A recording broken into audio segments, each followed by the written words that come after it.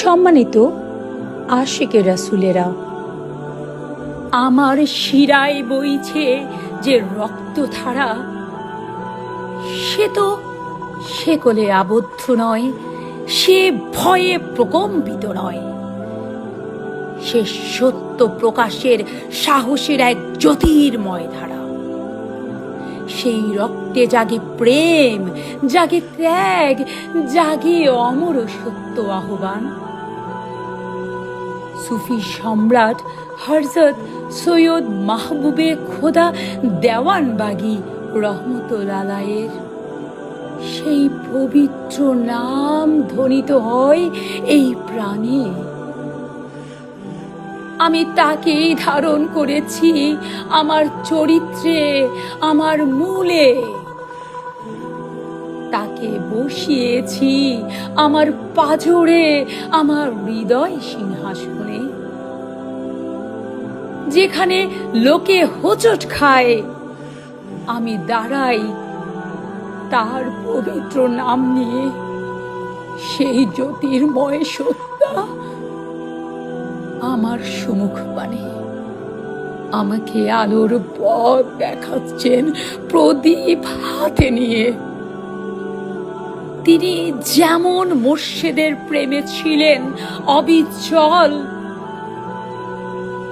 আমি তো এই হৃদয়ে সেই মহান মুর্শিদকে ধারণ করে তার ভরসায়, তার প্রেমে আমি রয়ে আছি চির অবিচল।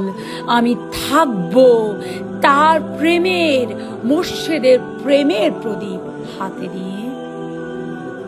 এ যেন মুর্শিদি প্রেমের, দয়াল রাসূলের প্রেমের এক অফুরন্ত প্রজ্বলিত আহ্বান। লোকের ভয়ে আমি প্রকম্পিত নই, আমি লোক নিন্দায় লজ্জিত শঙ্কিত নই। আমার জীবনের চেয়ে আমার ঈমানের মূল্য অসীম। এই দেহ ক্ষণস্থায়ী, কিন্তু ওই ঐশী প্রেম, ওই অমর প্রেম অদম্য নিরবধি।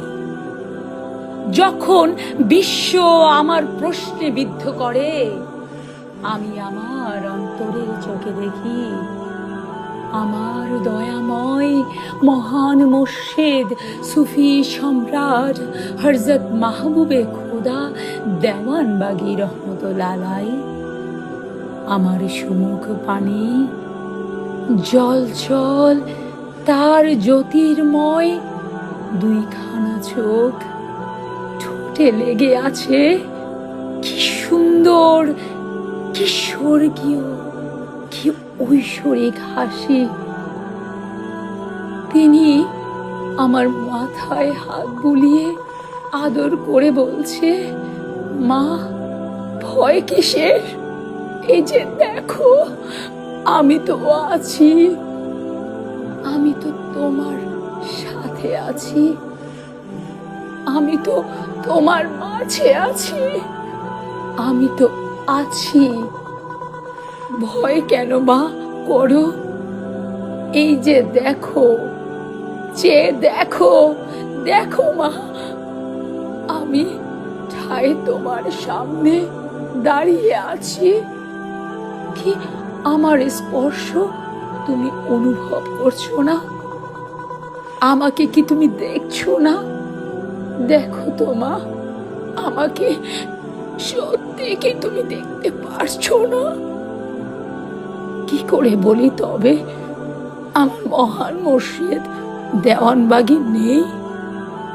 আমার অন্তরে আমি দেখি আমার মহান মুর্শিদ চিরস্থির। তিনি আমার সম্মুখ পানে ওই কুরসি মুবারকে বসে আছেন। আমি তার পবিত্র কদম পাকে চুমু খাই। তিনি আমার কপালে স্পর্শ করেন। তখন আমি পৃথিবী থেকে বিচ্ছিন্ন হয়ে পড়ি। লোকের ভয়, অপবাদ, নিন্দা কিছুই আমাকে বিদ্ধ করে না। আমার মন স্থির হয়ে রয়, আমি দৃঢ় হয়ে যাই, কারণ আমার সম্মুখে, আমার অন্তরে খোদ দেওয়ানবাগী বাস করেন। আমার তো মকসুদ একটাই, সেই মহান মোর্শেদের সন্তুষ্টি। কারণ আমি জানি আমার মহান মোর্শেদ আসলেই আমি আমার মহান মোর্শেদের সাথে আরেকজনকে দেখি। কি জ্যোতির্ময়, কি প্রজ্বলিত, কি আলোকময় প্রতিবিম্ব! সে তো আর কেউ নন, সে তো দয়াময় রাহমাতাল লিল আলামিন, সমগ্র কুল কায়নাত যার রহমত দ্বারা আবৃত হয়ে আছে। আমি তার পবিত্র কদম পাকে লুটিয়ে পড়ি। কি প্রশান্তি, হৃদ্যিক প্রশান্তি, দুর্লভ প্রশান্তি!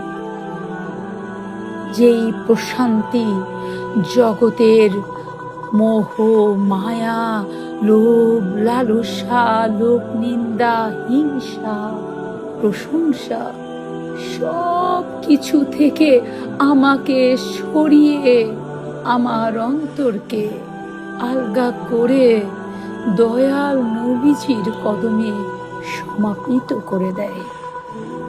আমি দয়াল নবীজিকে দেখতে পাই।